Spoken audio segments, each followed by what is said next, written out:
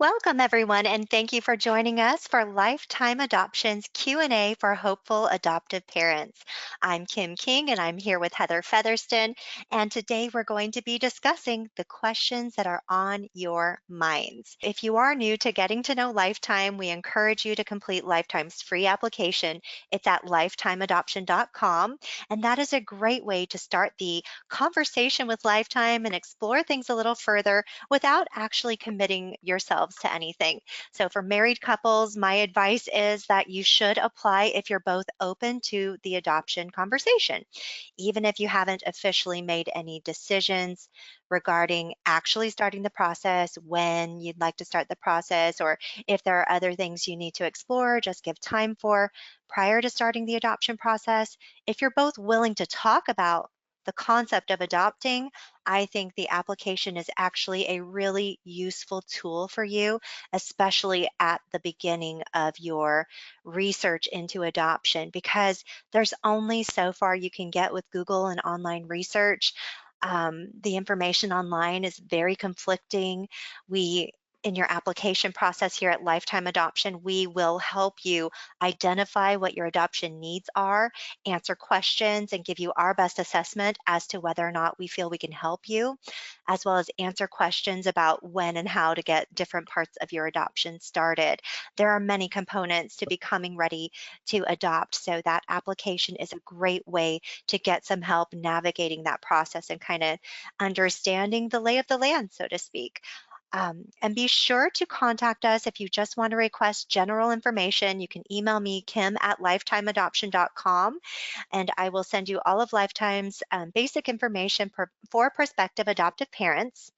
Just be sure to include your first and last name in your email, along with what state you live in. Lifetime is licensed as an agency in Florida and Arkansas, and we assist in adoptions all across the country. We have actually completed adoptions in every state across the country, but it's good to know what state you're inquiring from, because some states may have some different ins and outs that we want to make sure that you are prepared for. And you can also call to have a conversation with a coordinator. Our office number is 727-493-0933. For general everyday calls and conversations, we're available until 7 p.m. Eastern Time, Monday through Friday. And of course, our 24/7 support for birth moms is always available. But if you just want to kind of call in and get some questions answered, you're welcome to do that on the 727 line. And Heather, with that, let's jump right into the questions that we've got going from our registration tonight. Absolutely. And I wanted to share also, before we get started, if you enjoy learning like this, enjoy these Q&A kind of adoption information, even support calls, families who are waiting with Lifetime, we do these twice a month. We often do an open Q&A like this. They usually last about an hour, but this is part of our Lifetime program. And we believe it's very important to have the opportunities to learn more about adoption today, and that often includes a peek behind the scenes, conversations with some of our coordinators who are working one-on-one with birth mothers. Sometimes we have families who've adopted, even birth mothers who've placed a child for adoption. So we really can talk about a wide variety of topics, answering questions, sharing what birth mothers are currently looking for, or even some of the situations that we are working on. So just sharing that, because this is a format we really like. Kim and I love doing these. We do a Q&A every month, and we love the opportunity to speak directly with families who are exploring and learning about adoption. Mhm. So we've put together some of the questions that came in from the registration. And this is one of the first ones, Kim. How long does the home study last? And should we start the home study before choosing an agency? First, let's start assuming people don't know what a home study is. Not everyone on the call Great. might know. So, Right. the home study is basically a report that a social worker in your state will write about you. It's going to be biographical. It's going to have background checks. It's going to be a physical with your doctor. You will also have the home study provider come out to your home and look around, make sure that you meet your state's minimum requirements for a home that you'll be providing for the child that you're hoping to adopt. So the home study provider wants to make sure that you're in a position to meet those basic state requirements and that there's nothing in question that would endanger a child once the child has been adopted. So most families far exceed the minimum requirements of the home study. The home study itself is provided by a social worker that you as adopted parents hire in your state.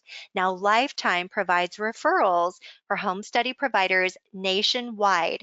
So if you're not sure who you'd go about using, or you don't even know how to go about finding someone to do that for you, just don't worry about it at all. Fill out your application, hopefully, then schedule your phone or video conference, hopefully, get accepted into Lifetime's program. And then once you start, you will have your welcome call and we'll provide you with your referral for the home study providers that have helped our other families in your area. As I said before, Lifetime has assisted families nationwide, so we've got great referrals nationwide for anything you're going to need along the way, from home study providers to legal professionals. You won't need a legal professional until match, so of course we'll provide the referral once we get to that point, and it in large part depends on what state the birth mom is in. So now that we kind of have the gist of what a home study is, it takes about 2 months. 2 to 3 months, maybe, to complete a home study, especially as we head into the holiday season. Things are going to take maybe a few weeks long, a couple weeks longer, perhaps, depending on how far you get on your home study before Christmas and New Year's hit. But how long does it last? It is good generally for a year, Mm-hmm. with a renewal required at 2 years. But at the 1 year, you need to have your home study updated.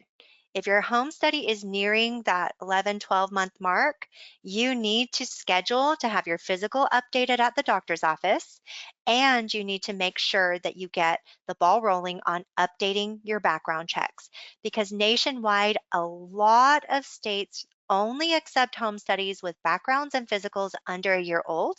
With Lifetime presenting you to birth moms, most likely across the country, then we don't want that to be something that causes any sort of hiccup or delay in your ability to say yes to that birth mom, fly to that state, get your baby in your arms, and hop on the plane back as soon as you get clearance. Now, interstate adoption usually takes 7 to 10 business days to get clearance on its own, but if you have some sort of delay, that just means you're going to be in that state longer. And even though you already have your baby in your arms, you probably are itching to get home as soon as possible. Nobody Mm-hmm. wants to stay in another state any longer than they need to. And that's why we always urge families to have backgrounds and physicals under a year old, even if your local state does not require it, or if your social worker says, well, you don't have to have that. But for Lifetime's program, you do. Mm-hmm. Now, you should start your home study once you have chosen an agency and have been accepted into their program. Now, as you can see with Lifetime, we're pretty flexible about who you're going to use. We have our referrals, but if you already have a home study provider in mind, that's fine with us. But not every agency is as flexible on that. So you want to make sure that you're following their guidelines and time frame on when you should start your home study. We ask families to start their home study within the first couple of weeks after officially beginning your program here with us at Lifetime Adoption. Absolutely. And I think I love, Kim, that you gave the tip about a year long, I mean, year updates, even if your state or your provider says, oh, no, you don't need it. It's good for 2 years here. Mhm. Because there are instances, like we're going to talk about next, that there isn't time to wait. And the next question we have is, what do adoptive families experience at the hospital when baby is born? Because just like this family we're looking at here, that's the adoptive parents and their baby. We get calls from hospitals, from a social worker, or even a mom who I got a call. Gosh, this was years ago. I was on call because we have 24-hour on-call services. We're available 24 hours for birth parents and matched families. I got a call from a woman who her first question to me was, uh, I'm 9 months pregnant. Is it too late to make an adoption plan? And I said, oh, no, no, you're not. You still have time. You're 9 months pregnant. That's not a problem. And she said, what if I'm outside the hospital? I said, well, like you're in labor? And she said, yes, I'm Mhm. about to go in. I said, that's fine. It's not a problem at Mhm. all. You first go in and have the baby, but let me get your name and the name of the hospital, and I can start getting the wheels in motion. And in cases like those, we may get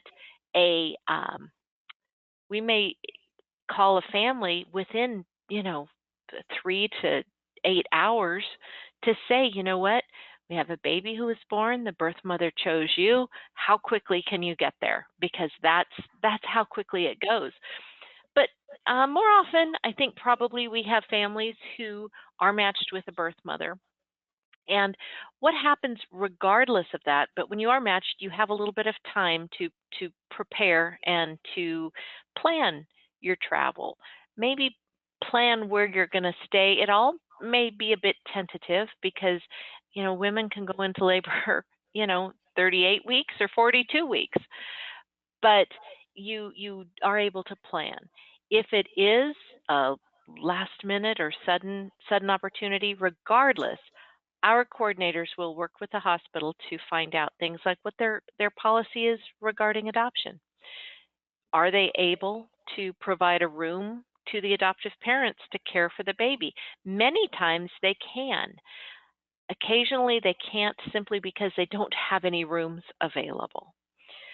What is their discharge policy? Most hospitals will release the baby directly to the adoptive parents, provided the birth mother has signed the paperwork required, depending on state. So, like I say, in many cases, usually the adoptive parents are getting that newborn hospital experience and able to care for their baby to, get those. I will say, being able to have a nurse teach her husband how to diaper is amazing, and that often is what they're getting at the hospital, just like any couple who may be delivering a biological baby. Mhm. So that's really great because it starts that bonding opportunity right away. Mhm. So our next Heather, I know yes, you shared that years ago you got that sudden call uh-huh. where a woman wanted to know, what to do. She's already in labor. And we get those calls all the time. Hmm. I just happened to be the one that answered that. I think like that call a week before last. Yes, 2 weeks Um, ago we had one. yeah, That's right. yeah. So we usually get those a few times a month, and I just happened to answer the call that day, but they come in at all hours. Hmm. They Yeah. sure do. So let's move to our next question here. How much does adoption cost and how long does it take? Kim? So, an average cost of adoption in the US for private domestic adoption, which is what we do here at Lifetime, private domestic adoption, the average cost from start to finish is approximately 45,000. And I would say that is the correct expectation with Lifetime as well. You should budget around 45 to 50,000, but many of our families spend around 45,000 in the end. And there are many expenses that go into that, such as the fee for lifetime services, your home study fee, legal services, pregnancy related expenses. So you'll want to be sure to budget for everything. And if you want a little more detail emailed to you, just email me, Kim@lifetimeadoption.com. Let me know your first and last name and what state you are in, and I'll send you the complete budget details and more information about what to expect. As far as the timeline for adoption, of course, Heather, we've seen families all over the board with us, from an adoption happening within the first couple of weeks to maybe taking 2 years or longer. It is quite normal for families to adopt within 1 to 2 years, but their preferences also play a big part in that. Hmm. Your adoption preferences are basically the criteria that you're allowing us to work within as we present you to birth moms. So you may say, hey, my preferences are very open on race. I'm willing to say yes, regardless of the race, I'm open to any race. Or you may say, well, we're going to be a little more specific. Unfortunately, we're going to have to limit to just Caucasian, Hispanic, Hispanic, and African American with Caucasian. So then your preferences are more narrow, right? So you're not going to be shown to as many birth moms, therefore it may take longer.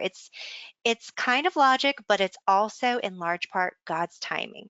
Mhm. So you want to be really prayerful and thoughtful about your adoption preferences because that's going to either broaden or limit the amount of birth moms you get shown to who will then get that chance to choose you for their baby.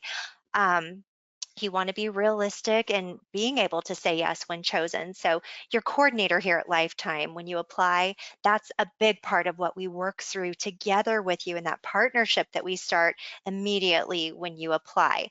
So, you'll have your coordinator here even during the application process to dive into how to set up those preferences and different factors that families have considered over the years, and what are some areas where you could broaden to make up for other areas where maybe you're a little bit more narrow and there's not really a way you can broaden that right now.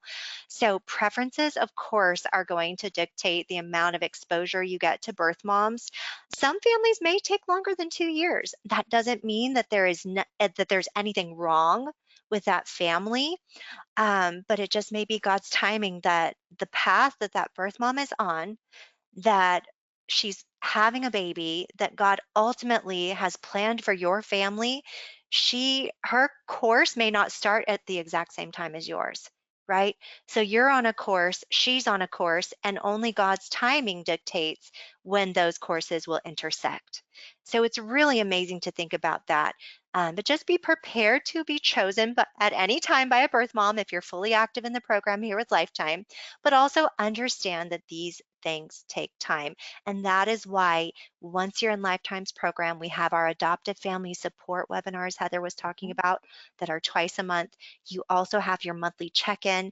You're making sure in your Lifetime Adoption portal that all of your documents are up to speed, up to date, and it will tell you if something's going to be expiring, and it will tell you if you have not reached your full adoption readiness. There's actually an adoption readiness meter in your Lifetime Adoption portal. So it'll be very clear to see what is needed and if you're all up to speed on everything. So meanwhile, you're just kind of living your lives, but you're also living your life as though you're on call because you really, Right. really are. Absolutely. So let's move along here. We got how can I make adoption affordable? And Yes. I love what you wrote here, Kim. With time and a plan, adoption is financially doable for the average family living in the U.S. There are many ways to uh, afford adoption, and many of the ways are not necessarily known to a lot of people. At Lifetime, we just introduced a new program called Your Adoption Finance Coach. And families who are approved to work with Lifetime can work one-on-one with a finance coach whose specialty is helping families find and identify these funding sources. Some of them may be, I'll say, fairly obvious, even though they're not really known. For instance, a lot of employers now offer an employee benefit for adoption. That means your employer will give you funds to help with your adoption. It's becoming very popular. Sometimes even private insurance, your health insurance, has an adoption benefit. So it's good to ask. The adoption finance coach helps families apply for grants, helps them identify grants that they are likely, or more likely is probably a better word, to be approved for. She talks about the tax credit. She really works one-on-one with each and every family to maximize the budget and explore the opportunities available to them. Some other opportunities, uh, certainly borrowing from a 401k, doing fundraisers or talking to families. Sometimes family members are happy to contribute, donate, or support you in raising funds in some kinds of ways. I've had families raise a whole birth mother expense budget, which is budget to help pay the pregnancy related expenses of the expecting mother carrying your baby. Mhm. raise the whole budget simply through a weekend yard sale where they have friends and neighbors who donated items. They put a sign up that also said, hey, we're raising money for our adoption, and found people so generous not just to buy from the yard sale, but also give them donations toward building their family. There's just so many ideas and opportunities for families who may need a little extra help getting that budget together. In addition, Lifetime does provide payment plan for families who may need a little extra time for that as well. Mhm. Kim, anything to add there?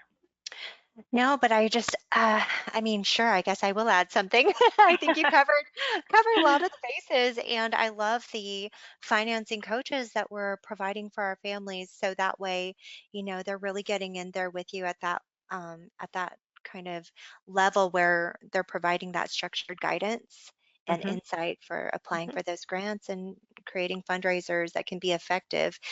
And just truly, I have seen where families maybe they apply, learn all the ins and outs, they get accepted, they read through the agreement that Lifetime provides. It's like 11 pages. They get all their questions answered. We all know we're on the same page. It's just the funding that is keeping them from jumping in right now. So then we agree, hey, do you want to do Lifetime's blueprint option where you get access to those funding coaches?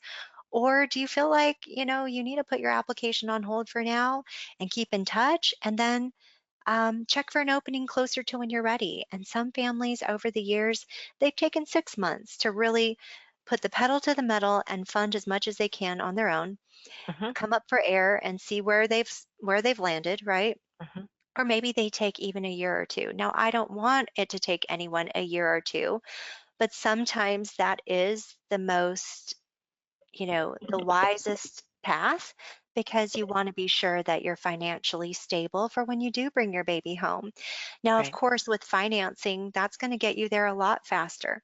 Hmm. So, maybe Hmm. you can save up, do a fundraiser or two, get a grant or two, and then just finance the rest. And the federal adoption tax credit is literally around 16,000 now.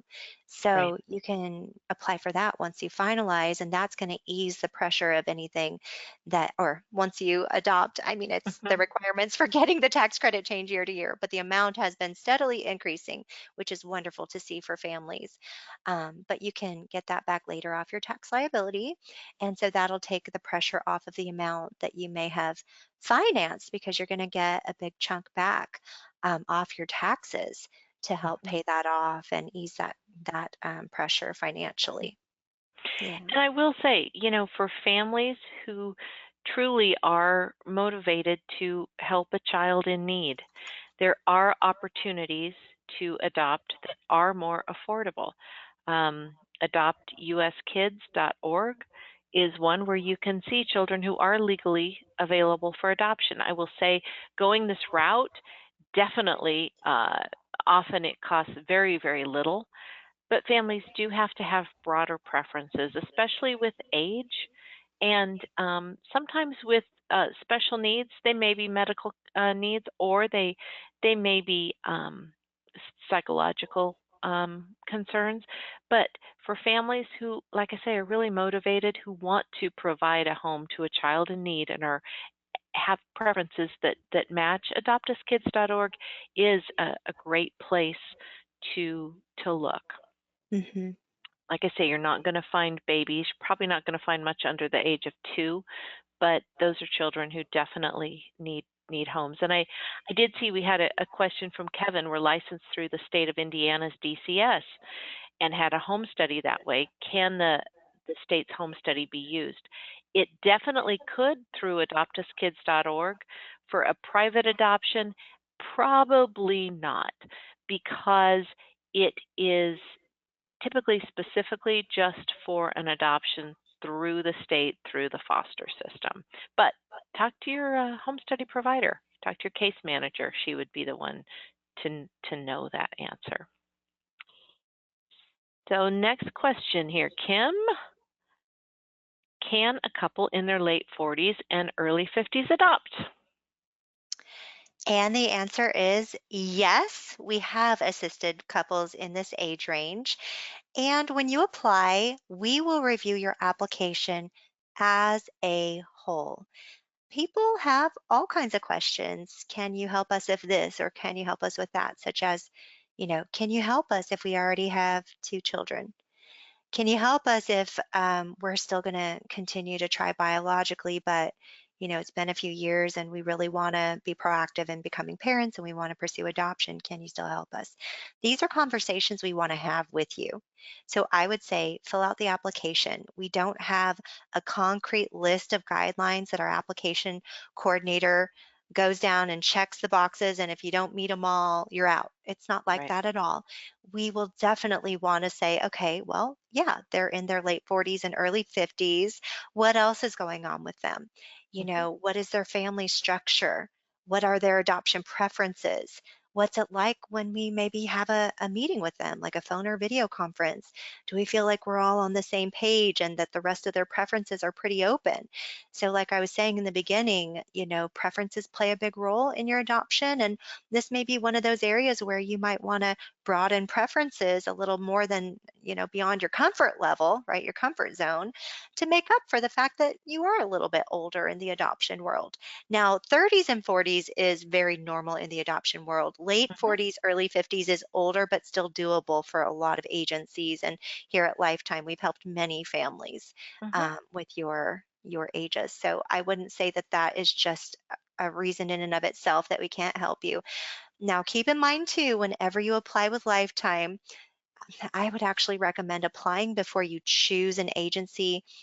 Obviously, if you've Yes. already gotten your heart set on Lifetime, you need to hurry up and apply just to find out if we can even help. But we always recommend that families apply with Lifetime before officially choosing an agency, because we work on an opening basis. We receive at least a few hundred applications every month from hopeful adoptive parents, and we usually only have maybe 12 to 16 openings available each month to bring new families into our program and pursue this adoption together with them.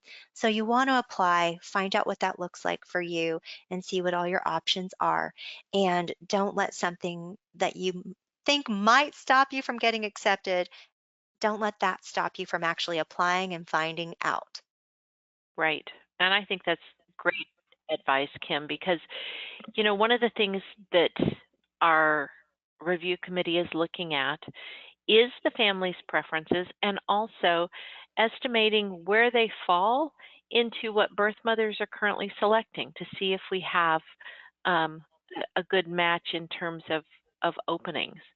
Right. So, for we could have the exact same couple apply, but one may live in a state where we have fewer waiting families than the other, and that might be a deciding factor. So sometimes those deciding factors are not things you can do anything about, but it's Mhm. more about matching our openings and, in that regard, matching our birth mother requests.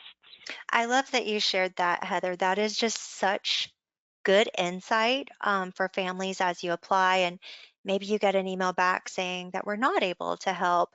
I would say go to your other top pick agencies and take as many steps as you can there, and hopefully be able to get a partner on board with you so that you can be active. But if an agency says they don't have an opening, even though it might sting a little bit, just know logically that it has nothing to do with your ability to successfully adopt, and has nothing to do with your ability to be great parents either. Hmm. It's Hmm. normally just because agencies kind of know what their openings look like, and what they can be successful for. For example, almost all of our adoptions are newborns, right?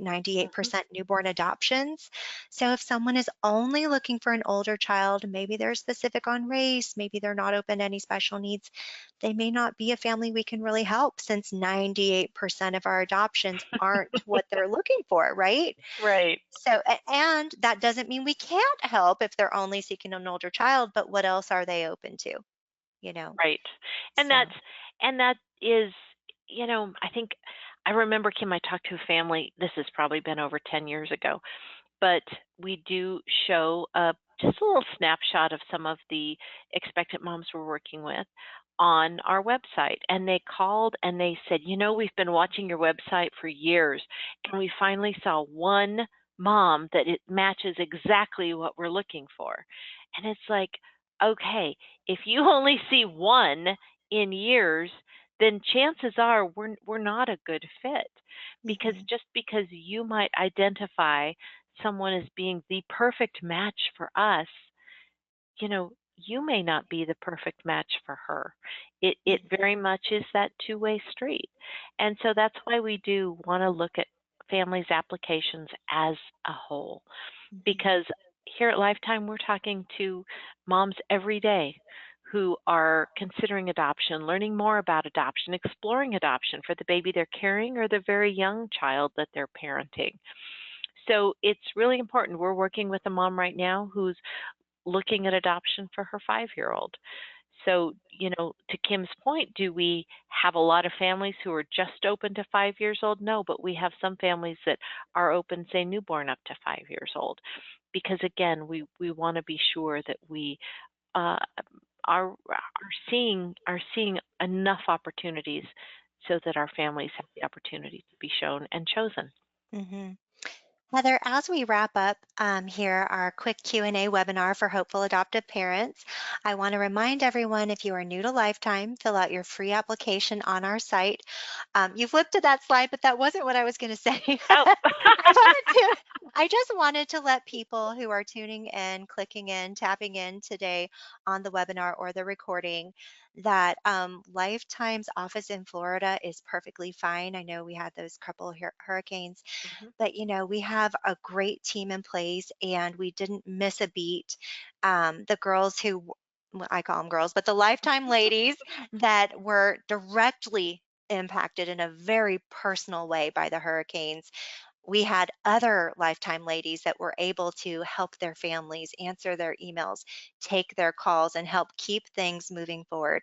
So nothing missed a beat with any of our families. And that's just one of those things that I really love about Lifetime that our founder, Marty Caldwell, who is a Christian adoptive mom herself, that when she started Lifetime in 1986, and ever since then, she designed us to be like an Olympic rowing team where we all do our part. We all keep things rowing forward to help you make progress each step of the way closer to the baby that God has for your family. So I just wanted to let you know that, Lifetime throughout our history of nearly 40 years, there have been quite a few things that have gone on in our country if you think about that amount of time.